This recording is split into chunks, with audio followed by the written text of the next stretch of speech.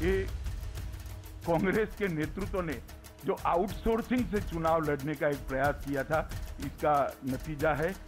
जिस ईवीएम के अंदर रिकाउंटिंग हुई है उसी के अंदर कई बार चेंज हुए हैं। मुझे ऐसा लगता है कि जो जीता वही सिकंदर। अभी तो कुछ नहीं बोलूंगा क्योंकि अभी हाल में ही वो अध्यक्ष बने हैं, लेकिन सिर मुड़ाते ही ओले पड़े। गृह राज्य में उनकी मजबूती कम हुए, ये साबित करती है कि देश में क्या हालात है। People of Gujarat trust BJP, the development they have given, and above all the leadership of Narendra Modi ji. विकास की राजनीति जो है वो जातिवाद की राजनीति पर विजय हुई है। Tide turned against us, the tide will turn again for us, and I think the trend certainly suggests a much more positive direction. I was a chief minister. I was leading the party here, so it is my responsibility also. Under the leadership of the Gandhis, the Congress has been shriveling up in one state after the other, and it's going to be a Congress Mukt Bharat very soon.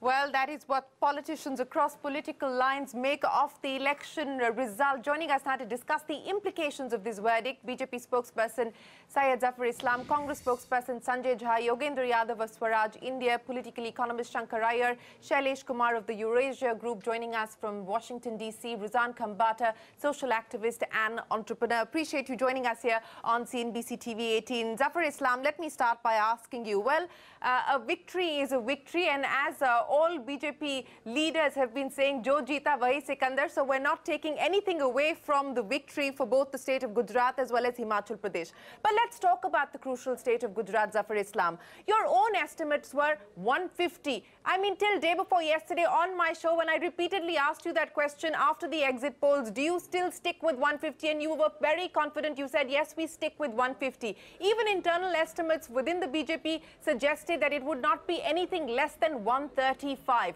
What's gone wrong? Well, Shereen, let me tell you very honestly. The elections are over. BJP has won this election. And as you rightly said, Jo Jeeta Wahi Sikandar. But having said that, let me tell you, this election was a very tough election. And it's not because of anti-incumbency, but primarily because of the negative campaign by Congress party and the divisive policy which the Congress party has followed, and they were pursuing along with other Zafar Islam, may I remind you, sir, may I remind you, till 48 hours ago you said there was no contest. You said you were sweeping Gujarat, Zafar, on my show several times over. Those were the comments that BJP spokespeople like yourself were making, that there was no contest in the state of Gujarat. Now you're saying it was a tough fight. I'm not denying that, but that was the election strategy. I must, you must appreciate that when you are in the battle, you do not do not open all your cards. And today I must admit that the battle was it was a tough battle. And what was more important for us to target something which is difficult for everyone to imagine, but we had delivered in the past. In Uttar Pradesh, nobody had imagined we will deliver 300 plus seats. And in Gujarat, we were aiming at 150 seats. But of course, we knew very well that the ground reality is different, that people are pursuing negative campaign, people are pursuing divisive policy, people are trying to appease a section of the society, and that is something which is detrimental for any election campaign. And we wanted to stick to election positive campaign, and that is what actually has helped us.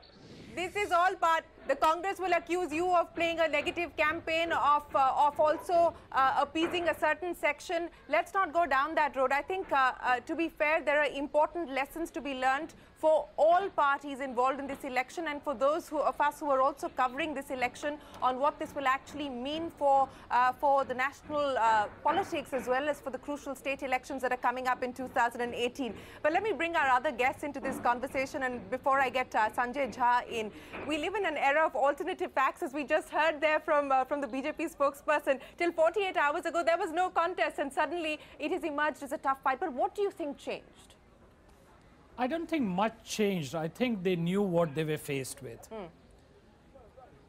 The argument that the Congress ran a negative campaign mystifies me, because, I mean, what did they expect the Congress to do? say that the BJP ran a good government, but please vote for us.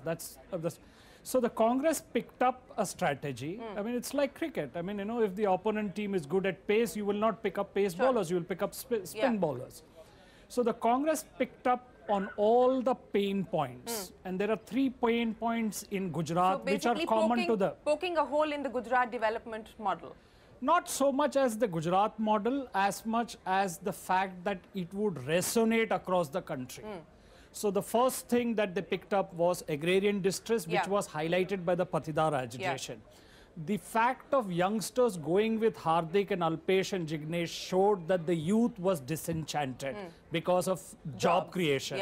And the third was there is a genuine distress in small and medium enterprises. Which hasn't shown up, at least not if you look at what's happened in urban Gujarat. So if you see in the peri-urban vote, it will show up. If you see Surendranagar, Amreli, it will show up. So the point is that in Surat, they put everything into the battle to retain the say. Okay, also these are transitory issues. And the fault that they didn't lose lies with the Congress because the Congress only flagged the issues but has no solution to offer. Sure, the Congress has no solution to offer, and which is probably why the Congress couldn't capitalize on the anger and the disenchantment that was very palpable on the ground. But Yogendra Yadav, you know, while there was a lot of talk about demonetization and GST, etc., as Shankar was pointing out, and that's what the numbers also suggest, that you know, areas like Surat continue to remain BJP bastions. They might have been angry, but they have not voted against the BJP. But where it has hurt the BJP and where it has cost them seats is the urban-rural divide. And we discussed this a week ago on my show. If you look at what's happened as far as urban Gujarat is concerned, 55 seats, the BJP getting 43, the Congress 12. Rural Gujarat, 127 seats, the BJP getting 56 and the Congress 71. So the fact of the matter is that the focus of the Congress on highlighting rural distress, agrarian distress has paid off for them and has worked against the BJP. Yogendra Yadav. Shereen, frankly, I didn't expect GST to become a major electoral loss, swing issue in Gujarat. You know, this is at the most generous estimate, even in a society like Gujarat, which is very commercial, trade-oriented. What would be the proportion of those who are, you know, those who even know what GST is? Hardly 10%. Sure. Those who have to have any direct dealing with it. The real issue was going to be demonetization, partly because it affects everyone, and above all, agrarian crisis. And to be absolutely honest, I'm actually surprised that Congress did not make enough of it. Do remember that even in 2012, Congress was almost at par with the BJP in these rural areas. So they have surged ahead slightly. But given the opportunity, given the level of agrarian distress, given the fact that both cotton and groundnut prices has crashed this year, given that people were angry, it is true. I agree with the other panelist, Shankar, who said that Congress focused on the right things. Yes, Congress focused on economy, which it should have. They did not allow themselves to be distracted. They focused on agrarian issues. Were they loud enough? Were they credible enough? That's a question we should ask, because what happened in Saurashtra, if half of that was repeated in north and central Gujarat, we would have been discussing something altogether different. Yes, BJP enjoys a 6% gap, a margin, but it would have taken just 2% swing to change the entire picture. So my own sense is, while the Congress would say moral victory and everything else, once they have an honest closed-door discussion, and I sincerely hope they do, they would say, boss, an opportunity missed. Boss, an opportunity missed. Sanjay Jha, let me come to you with that. That I think is the overwhelming feeling here within the studio as well. Most panelists believe that yes, the Congress focused on the right issues, but did you do enough? Did you run an effective enough campaign to capitalize on converting the anger into votes for the Congress party? Sanjay Jha, you were not loud enough, you were not credible enough, perhaps you didn't have the organizational cadre on the ground backing you. Look at the sorry state of affairs as far as your own senior leaders in the state are concerned. And perhaps the biggest positive has been the fact that you've been able to get on board Hardik Patel, Alpesh Thakur and Jignesh Mevani, who've done a good job for you.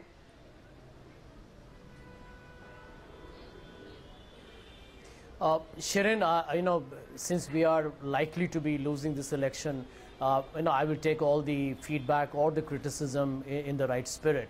I think on the positive side, we fought truly a disciplined campaign. We never wanted this entire Gujarat election to, go back to the perverse, parochial kind of a political campaign, which essentially goes back to religious polarization and communal stress. And I'm glad we never veered away from it, although I think our principal opponent did that. But, the key point I feel, Shereen, when I look at the positives out of the campaign, is that I think it's opened up the doors for the 2019 election. There's only two statistics I'll share with you. I mean, if you look at the 2014 Lok Sabha election, which is the last critical benchmark to compare it with, we were, our vote shares were negligible by comparison to BJP, almost a 20-point difference. And secondly, I think in terms of the assembly seats, we led in barely 17. And it was 26-0 in terms of Lok Sabha. Now 26-0 in Lok Sabha, and now you're down to around 99-80 or 96-83. It tells you that there is a significant change happening at the ground level in Gujarat. Now, I concede to the point that we have definitely got a lot of homework to do where urban Gujarat is concerned, which is why I think to a great extent what Yogendra Yadavji says, and I have a lot of respect for Yogendra, that the point that he makes is that we actually did not capitalize on the angst in urban Gujarat. Now, we knew that the rural Gujarat was clearly disenchanted, disillusioned with a Gujarat model that has been lopsided. We tried very hard, actually we did very hard, but end of day, the Gujarat, therefore the Gabbar Singh tax, demonetization, the state of the economy and jobs, we brought them up. It hasn't worked. But then, you live to fight another day, and I think we will. Okay, I like the fact that we've got party spokespeople now willing to be honest on the day of the electoral results. Zafar Islam, a quick word from you before I go across to Rizan. No, all I am saying that this is an emphatic victory for Bharatiya Janata Party for two reasons. Because after 22 years of serving people, incumbency definitely sets in. But there was no incumbency as such, as I said earlier. And that's why people have reposed faith in Bharatiya Janata Party, and they have discarded the negative politics which they have pursued. Secondly, what I would like to tell you that even the issues... Even the issues they were raising in terms of development, actually the development what has taken place in Gujarat is something people have bought this argument because they have experienced the good thing whatever has happened in Gujarat. But whatever the Congress was trying to expose to us is something which they actually... You're making your pre-poll argument again. Zafar Islam, you're making your pre-poll argument today, again. No, I'm not making... All I'm trying to respond to Jandeja. All I'm trying to respond to Sanjay, but today we have won the election. I just wanted. And he was I just wanted to make a one-liner, which is simply this: that while the BJP would say all this for external consumption, I hope when they have internal review, and I hope they would be honest when they do it, they would say, boss, this was scary. We almost lost it. And we need to do something on the rural front. We were lucky we had a Narendra Modi in Gujarat to do it. He may not have that kind of magic in Karnataka, in Madhya Pradesh and so on. That's a lesson for BJP, I think, I hope. Okay, and that's the point that I want to take to you, Ruzan. And, I think I've been reading Prashant Jha from the Hindustan Times through the course of this campaign, and he summed it up really nicely. Is this a trust vote or a mercy vote for the BJP on account of Narendra Modi? I mean, it's absolutely clear that it is the Prime Minister that has won the BJP this election in Gujarat. Trust vote, mercy vote. See, let me first explain to you the whole thing, that how did they came to the target of 150. The logic which went behind it, that when last time Mr. Modi fought in 2012, there were 115 seats which they won when Modi was there. So this time they believed that with Mr. Modi at the center and BJP at the state level, obviously they added these plus seats in the name of Mr. Modi. But they did not realize that the local Gujarat cadre had become very weak, and in fact, whatever development model they are talking of, but in the last 2 to 3 years, actually practically everything was at a standstill. Now, when these elections came up, obviously 5 months back, there was a lot of issues with the BJP government in terms of the local government I'm talking of, and that is why people were slowly shifting towards Congress. And yes, Congress did get that strategy right initially with Vikas Gandoche and no development and talking about farmers and Patidar issues, Dalit issues, OBC issues. But then it happens that yes, Gujarat, if it was just for the Gujarat BJP, they would have 100% lost. But because when Mr. Modi came into the picture, now hold a second. One more important thing, that people looking, every spokesperson of BJP is harping on the fact that this is the 6th win, that's the biggest win, blah blah things like that, and they could counter the anti-incumbency. But I would rather like to say that for people of Gujarat, the very first thing was that for them it might be the 6th term. For us it was the 1st term. The reason being that after Mr. Modi went to as a PM, we are looking from 2014 onward. So the Gujarati people thought it is their duty to see to it that in Gujarat also there is a BJP government, because if BJP at both the places, like Mr. Modi himself said, dono haath mein laddu, aapka center mein bhi laddu, Gujarat mein bhi laddu. So he wanted people to understand that, and that is the only reason BJP could garner this 99 to 100 or 102 seats. Otherwise, I mean, that would otherwise the BJP would have been at a great loss. The Modi factor has clearly played the most crucial part as far as this election is concerned. But Shailesh Kumar, let me come to you now and ask you, the stock markets early in the morning, when there was the possibility on account of the numbers that were coming in that this was going to go the direction of the Congress. I mean, we saw the markets tank, and then we saw a sharp recovery because the BJP has managed to retain the state of Gujarat. So the markets vote for predictability and stability, and that is what they like, that is what they're hoping for. But what is the larger message for the economy? I mean, I think it's overstated to imagine that because of the fact that the BJP has lost the number of seats that it's lost in comparison to 2012, that it's suddenly going to mean that it's going to do a U-turn on a lot of the measures that it was planning to on the economic front. Do you believe that this fear of a reversal of economic policy is overstated? Thanks for having me. The first point is that the markets are essentially looking at this in very binary terms, a win versus a loss. The fact is, when the markets were down in the morning, it looked like the BJP was about to lose. When the markets came back, the BJP won, but not with the same number of seats that they were going to expect to win, or not with the same number of seats as 2012, right? So with that said, it seems like the markets look at this in a very simplistic way. There's really nothing that's going to change. The BJP is not going to suddenly reverse all of its economic policies. As I've said to you last week, the likelihood of reforms is also unlikely. With the BJP coming in with a slimmer majority, the potential for reforms is even less than what it may have been a few weeks ago. The fact is, this election was about, to an extent, GST and demonetization. The UP election was about demonetization. In both cases, the BJP won. But in both cases, those two issues became unnecessary hurdles on the campaign trail. The last thing the BJP is going to want to do is introduce another disruptive reform ahead of Karnataka or ahead of the 2019 election. So the chances of these big reforms is not there. So for the market to bounce because the BJP won and maybe you'll get some reforms is highly unlikely. That's not the reason. I think they're looking at it in very simplistic terms. A win by the BJP is good, period. But that doesn't mean the economic landscape is going to change versus a loss would have been a worse economy, for example. I agree with you, Shailesh, and let me just ask you to take that point forward, because the next big milestone on the economic calendar is the union budget. We've seen a flurry of wish lists being presented to the finance minister, and it seems pretty clear now that the focus will continue to be on infrastructure as well as the rural sector. Now, I don't know what this electoral result is perhaps going to mean as far as a significant reduction in corporate tax rate, for instance, is concerned, even though a presentation has been made to the finance minister saying, look what's happened in the US, etc. Do you believe that we should expect any significant drastic move on corporate tax rates, or do you believe that this is going to focus on rural infrastructure? Yeah, I think corporate taxes is challenging. There's already been comments about the gradual decline in corporate taxes. The problem is if you introduce a large corporate tax cut now, you're opening yourself up as a political party to accusations of crony capitalism all over again. And I don't think they want that.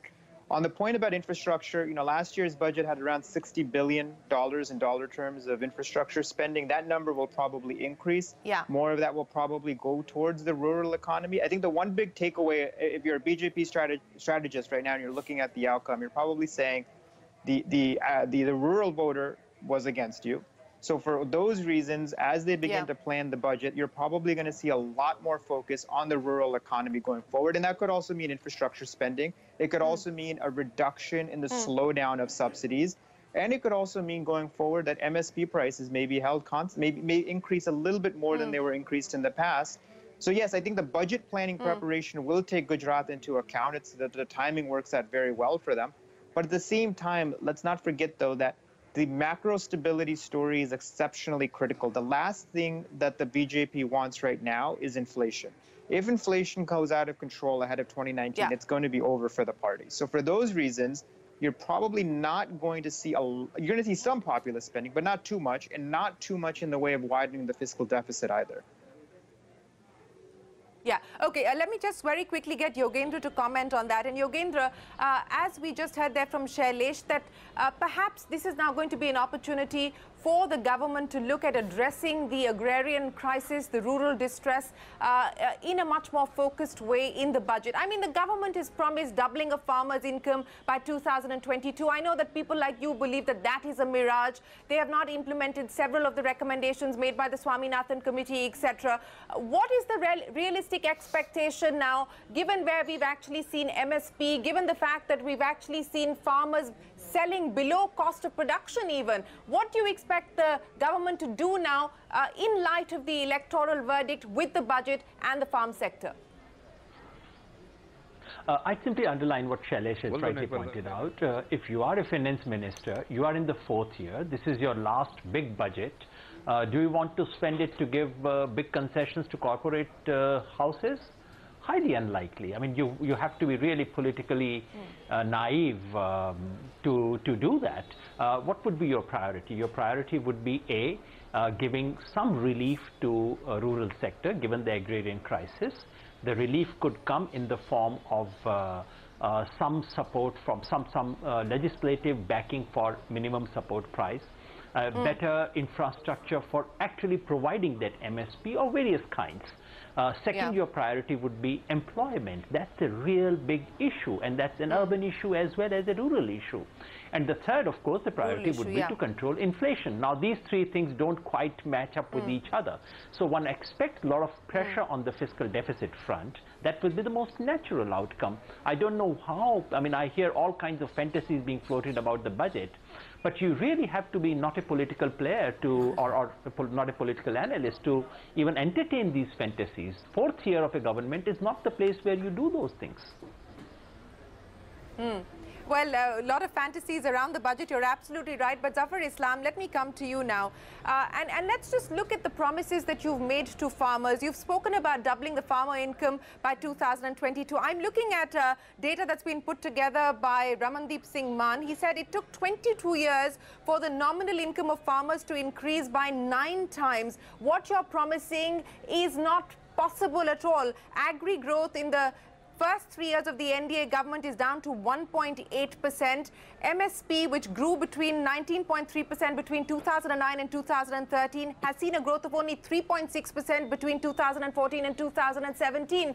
So, you know, beyond all the glib talk, the reality is very different when the BJP talks about farmers. See, not only in our manifesto, in terms of our philosophy, we are very focused to empower poor, to ensure that these farmers are adequately taken care of, their concerns are getting addressed, so that process. But they're not clearly, Zafar Islam, they're clearly not getting addressed. If there is one message that's coming through from this electoral result, it is that it's not being addressed. No, I disagree with you. A lot of things which have been done for farmers which has never been done in the past, like availability of a urea at a concessional price, availability, and then the insurance scheme, lot of crop insurance scheme. Lot of things have been done for besides increasing the MSP, and that is a continuous process which we will continue to do that. And our target is by 2020 their income should improve at least should improve to doubles. That is something which we are working on. But having said that, let me tell you one more thing which is very important that somebody was talking about the disruptive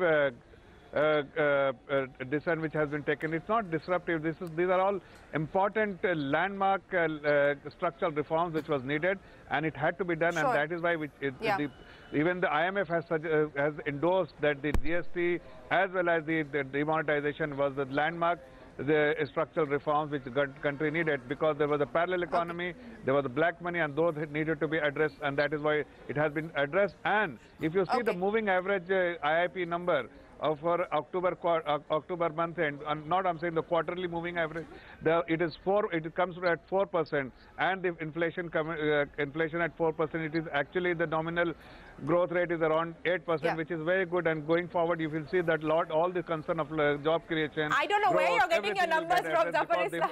I don't. No. No. I don't know where Shereen, I'm telling you, don't take the monthly, and don't take the.